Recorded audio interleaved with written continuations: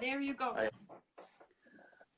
We have few people join, so if I think I posted there the title saying it's 3 tips how to become more orgasmic. That's what we're gonna talk today about. And welcome Jacob. He's my business coach, and he's also a relationship coach. Men are from Mars and women are from Venus, certified by John Gray. And I am Avaah Skae. I'm a coach and trainer, how to be orgasmic. So that's what we're going to talk today about. And can you believe that only 25% of women are actually consistently orgasmic? And the rest of 75 are not consistent or not orgasmic, according to Psychology Today magazine. And what can you do if you are one of these 75% who are not orgasmic? That's what we're going to look at today. And Jacob is going to talk about his male perspective on that. So yeah. why should you care? Why should you listen to me? Why should you care? Tantra and Tao has been studying sexuality for over thousands of years, and it's hardly come this information to the West. And I was one of those 75%. I was inconsistently orgasmic. I was uncomfortable talking about sexuality or learning about sexuality. And that changed when I started to study. And so here I am today. I want to share that knowledge and how that can help you.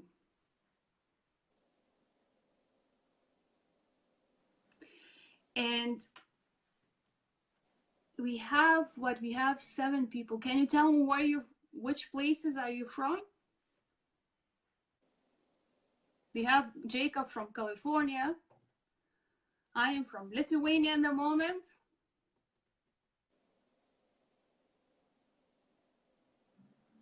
Is there a delay for you, Jacob? Can you hear me? No, you sound pretty clear today. I would just encourage everybody, just let us know where you're from by typing it in at the bottom of your screen. Thank you, Alfonso from Norway. Oh, wow. Great. So we are a global society now, which is a beautiful thing. And this is just another way to prove that. So where are you at right now, Avaah? Right now, Vilnius, Lithuania. And I know Pedro, he's from Spain, so we have a few countries covered. Canada, there you go, Lee. Raj, he's from India, so I know him very well. Hello, Raj. And that's what's interesting. When I talk to Indian people, I say Tantra, there's some level of discomfort. That was shamed as a study. It's just coming again to be useful into the society. It's being kind of repressed as well. So Avaah, let me ask you a question with your work, right? So it's not the type of work that people are really open to having a discussion in the beginning, right? Yeah, people very uncomfortable. Not everybody, but if nobody studied or been interested, there is some level of reservation about the subject. And I find when I start talking about it in a very simple of manner as a fact, like just like talking about marketing or something, like being very comfortable about the subject, with time people ease in, then they say, oh, okay, that's okay to talk about, but it's number one challenge. And why? Because if you have problems and then you don't talk about it, so then you're stuck forever with it, right? So my first tip of it is to say, you got to talk about it. Of course, not to people who will judge you, but somebody who are comfortable. Maybe listen to seminars, read a book. There's so much information on YouTube. Is to get yourself really, really, really comfortable. And when you're comfortable, people around you ease into that conversation as well. I find that's my experience, Even doctors, some are not comfortable. A friend of mine who's a doctor, I remember I talked to her about vaginal massage, and She's like, you're talking a matter of fact. I said, but you're a doctor, you know? So it's just that perception has to go, because it will help you and you'll help your partner. Well, and this today is one way that, you know, we can both combining together kind of help make that happen, because I can give you from the male perspective and being somebody that's attached, you know, it's even with somebody that you're, you know, married to, you're intimate with, you have good relationship with, it's not culturally, it's not ingrained in us to have these conversations about pleasure, about sex. You know, from a guy's perspective, at least here in the US, and I'm sure it's not that different in other countries, you know, when our ego is talking, you know, guy to guy, we talk about it in mostly in a joking manner, you know, but how do we transition that into having a real conversation about it, having a conversation about it with our significant other, you know, and in my training with, you know, relationship coaching, and even relationship coaching isn't just about the intimate partner. It's about how do we integrate conversation, how do we integrate thought between female and male, or male and female. You know, there's really a lot about that. So a good place to start, and then I'm going to hand it back over to you, Avaah, is, you know, just being open and starting the conversation. You know, like, you know, so Avaah, let me just ask you, because I know for me, in my relationships, you know, what's a question that I would not mind being asked, or what's a answer that I would like to have in relation to satisfying my partner or me being satisfied? You know, so how do we even start there, right? Because it's easy to tell somebody to do that, but then to have them actually go do it when they're not used to it. So maybe we can give them a tip or a tool on that. How would you start the conversation with a partner in relation to either you being satisfied or satisfying your partner? It's kind of hard to say in very general, but I'll go with for possibility of one scenario. For example, let's say, you know, you're both so uncomfortable to talk and express. So we'll start from the basic level, that you're, first of all, not comfortable to talk about it, and secondly, your partner completely shut off for that subject. So my first step would be get comfortable yourself. Listen, read, relax into the subject, and say and talk to other people that will repeat to you back saying, it's okay to study, it's okay to hear and talk about sexuality. That would be the first step. Ease into it.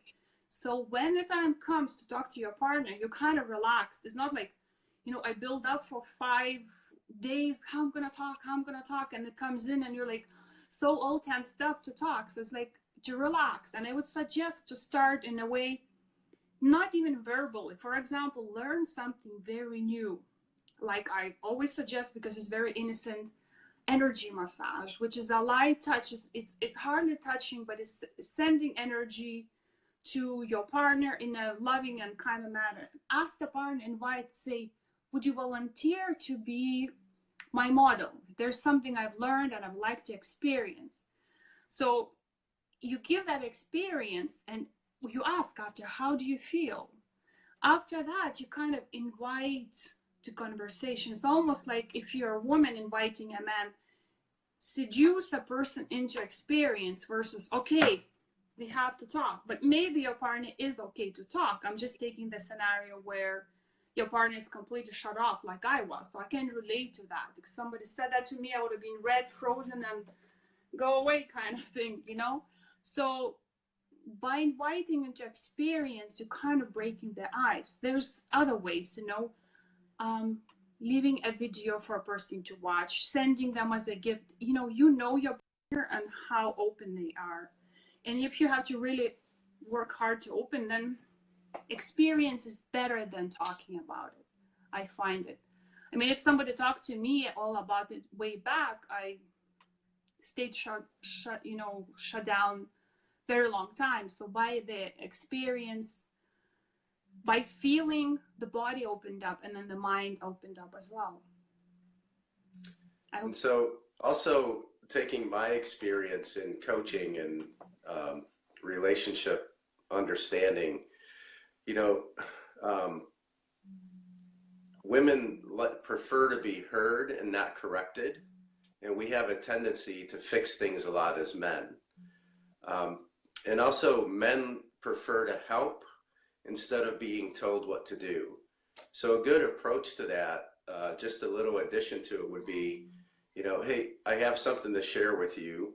It would really help me a lot. Would you be willing to, would you be open to either whatever it is that you suggest, Avaah? So that's a way that you could, I'm just saying that's a way that you could present it to your significant other, so that as a man, I don't feel like I'm being told, or see, because we, as men, we hear things differently. So you could say, will you take the garbage out? What I might hear is, hey, you don't do anything, at least do this, even though you don't mean that. So there's a balance in understanding our dynamic up here as men, that you, if you know a little bit, it's much easier to communicate. And so men love to help. So they hate to be told what to do. How will you hear that me saying, you know, it kind of inviting you into experience? Well, it depends. If you said, hey, I have something that I'd like to share with you, and if you showed it to me, there's a 50% chance in some situations that I would interpret that I'm not performing well enough, or I'm not living up to my obligation. So you have to frame it in a way that I understand up front, like, hey, this is just helping me and I'm looking to enhance things. I think things are okay, but I also am looking to enhance things. So if you frame it the right way up front, there's less possibility of my mind creating a story around it. I see. So let's say it's back to business, you know, if I say, hey, I learned this new app or new technique, would you try into your business to increase your profits? You would say yes.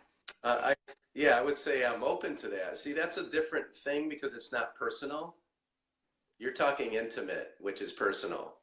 And when it gets personal, you know, there's certain ways to present it to ensure that we don't take it personally, that we take it openly. So I would just say the best thing you could do is frame it openly to begin with before you ask or present it. And just saying, you know, even something just simple, having the conversation, you know, around it, because it's not an easy thing to do for most couples, because we're not used to doing it, number one, and we're used to, it's that fight or flight mentality, right? If we think we're being attacked, we either fight back with a comment or a remark, or we shut down, or we run away. You know, so trying to eliminate that piece, that's what I'm getting at. So framing it up front before you even present it would be a really important piece. But conversations like that, if you hear and talk about it, maybe something will ease off, because it's not always easy to frame it, right? But you know your partner, maybe that's why it comes easier to frame it. Well, it will become easier to frame it if you understand it. So one thing to understand is, if I'm going to present it to you as a female, I would probably frame it like saying, hey, I'd like to share with you something that I would just like you to be open to and understand, and get what your thoughts are on it. And then I have to live up to what I just asked you to do. I can't go back and comment and correct something that you say, because I'm asking you to listen and then be open to it as a female. Well, as a male, from a female to a male, let me finish this piece and then so from a female to a male, it's saying, hey, I've found something that I think could be beneficial. It would be really helpful if you watched it with me, if you listened to it, if you just shared what you think about it. I'm not saying anything's wrong. I'm framing it to make sure that you know, just in case I'm a little fragile that day. I'm not sharing it so that you are, you know, going to take it offensively. I'm just saying, can you be open to this? I think it would be really helpful. And it would really help me if you watched it with me, if you listen to this or whatever it is that you're asking. And then there is different rituals and exercises to do to open your heart a little bit. So it comes down from ego into your heart, and that's when it becomes a little bit open. So not to go off the tangent here, but there is a ways to bring a man and a woman to the heart, and then the framing becomes, I think, easier a little bit about that too. Yeah, so you're going to share 3 things today, right? Yeah, so the first one, yeah, go ahead. The first one, which I already said, is communication. So is speaking about it, is getting comfortable to talk about it with your partner or whoever, to talk in general about sexuality, and to get comfortable on the subject of studying sexuality. We were not born to know it, and there's no point for women, especially who experience pain or are not orgasmic or not consistently orgasmic, to stay quiet. You know, you don't have to wait until you're 40 and you're like, my God, I gotta go do something to never experience it. But there's one 25-year-old asked me about it, and I said, do you experience on your own orgasm? And she said, I think so. Well, I think so, it means she doesn't know what orgasm is. So my point is, by having a conversation, that's a first big step to change that. Because if you're staying quiet, nothing happens. And let me tell you a little bit my story. I grew up in post-Soviet Lithuania, so the subject was taboo, repressed, and I listened to it. I was a good girl, and you know, moved to Canada, worked, had a great job, my finances, everything were doing great. I was a to-do machine until one day the battery died, and I ended up in school, yogic school, because my friend said you gotta come and do yoga therapy. I didn't know it was tantric school, but what happened, I took this 30-day intense program, and it completely changed. I felt amazing. I felt better than I was before. Like in my life, I was like, I didn't know what was going on, but I felt well. I felt happy. So I pursued more and more. So over years, I've learned so much. But first step was to open my mind to conversation. Because when I arrived there and I figured out that it was a tantric sexual school, I was completely like this, shut off. I couldn't listen. I walked. But what did it cost me? It cost my relationships, because I couldn't talk to my partner about it. I was avoiding it at all costs. Sex was not a pleasure. It was a painful experience most of the time.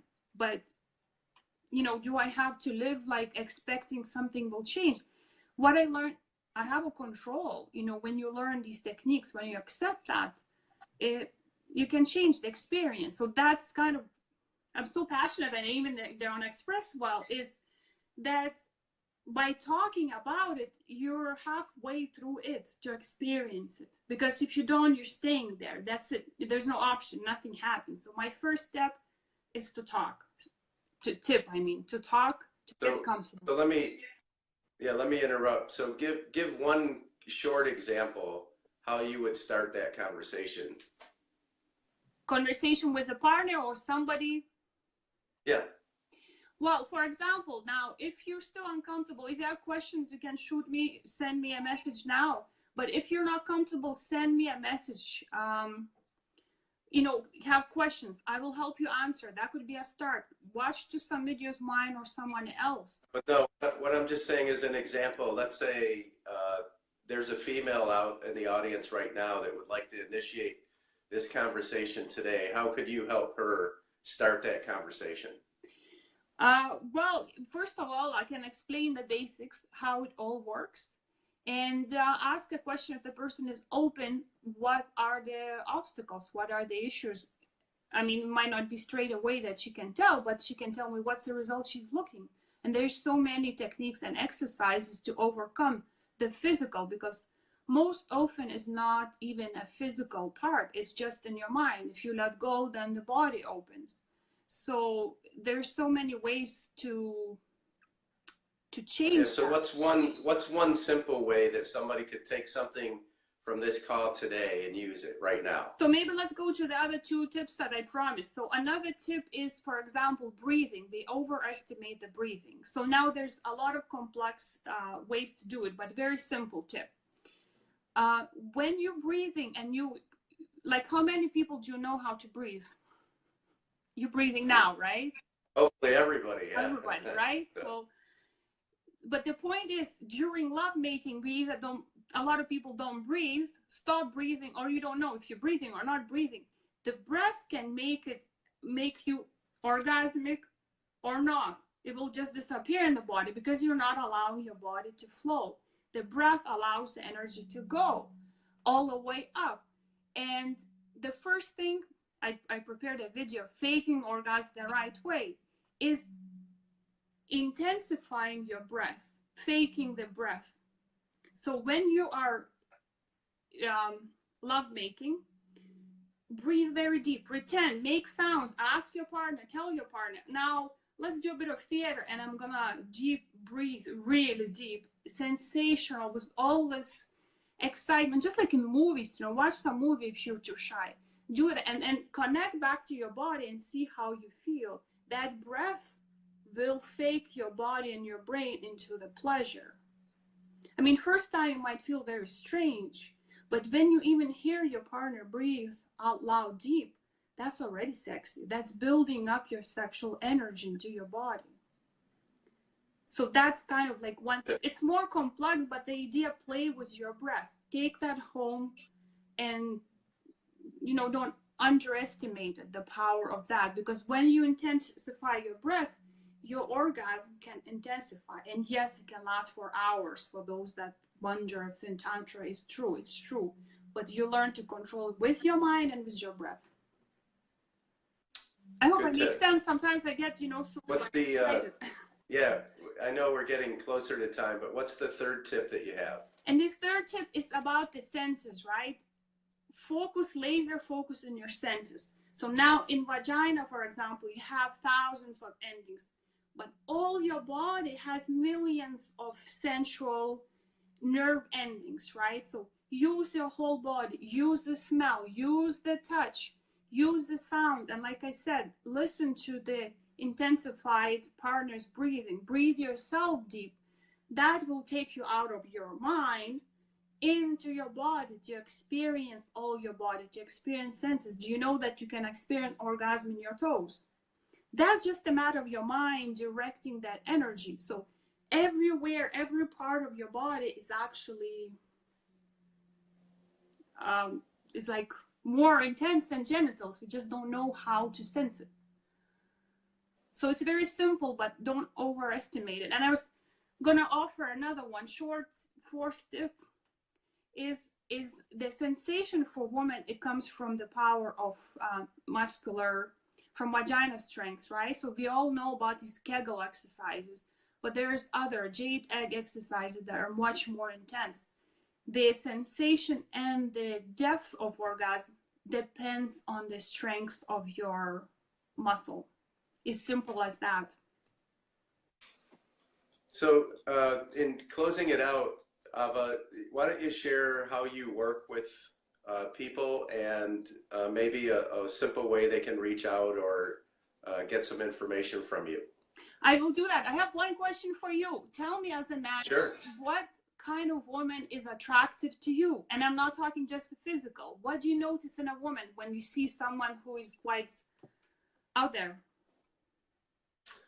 That's a good question. So for me, you know, it's different for other people as well, I'm sure. But, you know, for me, the attraction is, you know, eyes, visual. I start at the eyes, really, for me.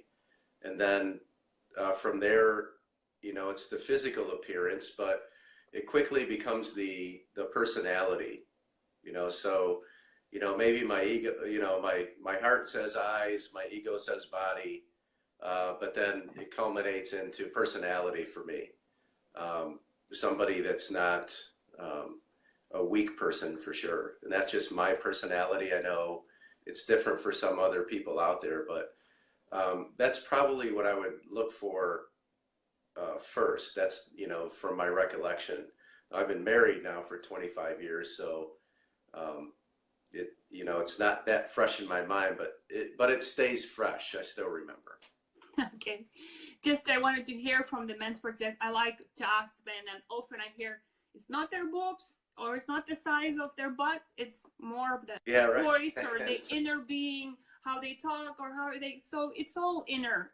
Outside, it's kind of important, but it's not the first thing. So anyway, to go back to your question, what I offer right now is the 15 minutes discovery call coaching to see if you would like to work with me, to see if you're a fit.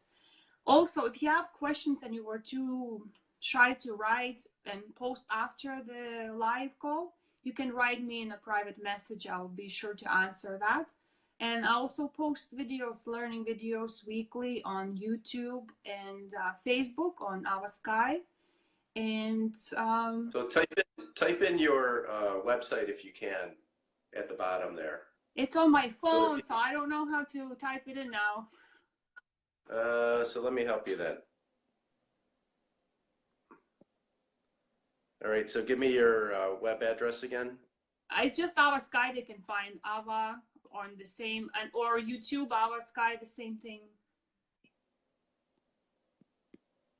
And I'm preparing a website, so that's in the works as well. It's SKAE, right? Correct. All right. Hold on a second. AvaahSkae.com, just making sure. Okay. So there's her web address if anybody would like to look it up. You're also on YouTube, right? Yes. Okay. And so in leaving, is there any last words or things that you'd like to share? I just want to thank you for inviting me, allowing me to share this perspective, because it's not one I share that often besides my one-on-one coaching, but this pertains to business as well. It's not just about the intimate partner, but how do we maneuver in our world as business entrepreneurs as well, managing relationships. It applies, and it cascades into life, and life cascades into business, just not on the intimate level. Of course, and why this is now so important, because women are so independent these days, and they have material success, but then don't feel quite fulfilled. So, becoming more masculine, competing in the masculine world, you let go of some feminine sides, right? So if you're not orgasmic, your energy is not flowing, your work is affected, your home is affected. When you're happy, your body feels well, because it's all about also your health that affects, your mind. If you're doing so well on that end, it affects. If you're not doing well, it affects all areas of your life. So I have a saying, if a woman or a man doesn't know how to be happy, how can they teach somebody to be happy? If you don't know what's pleasure, how can you teach pleasure? So you live life without the pleasure. And these are back to basics that nature gave us, right? To enjoy that. And that pleasure can be put into a business, You can look within the same energy, because magnetic, excited people attract other people much more than these dull. When I was burned out and I took my 2-year break, I was not interested to people. Not much was happening in my life. When suddenly a lot of stuff happening, it's just like people coming, where you been, what's happening? It's like a law of attraction, I think. Yes. When you're vibrant and your energy, your sexual energy goes, you are on fire, and that's the life battery. That's the source. And women are very desperate for that. They have the means, they have the time now to do that. So, and men need to step up, to the experience. And one thing I want to say, you don't have to suffer. 99.9% of women are normal, nothing wrong with you. So this is all learnable and is no longer taboo. It's actually cool to study that, You have a party, girls' party. Okay, have one drink just to be more comfortable. But hey, say I've learned this, I've listened to that, let's talk about it. Why not to be cool? I always put on the party the subject, And people often wait for that. They just want to be the first to say something. And then the discussion happens about basic stuff, breath, how scary is that to talk about breath? Is not. So it don't be scared. It's just overcoming the first step. So that's my kind of. So with that, I'm going to say thank you and bow out to honor my time and my schedule. But thank you, Avaah, for having me here. I appreciate the input that I was able to give. And I'm sure it looks like there's some people with the hearts and the thumbs that there's some like in this subject. So maybe we do this again sometime soon. Thank you so much, guys. And if you found value in this, of course, share it with your friends. Bye.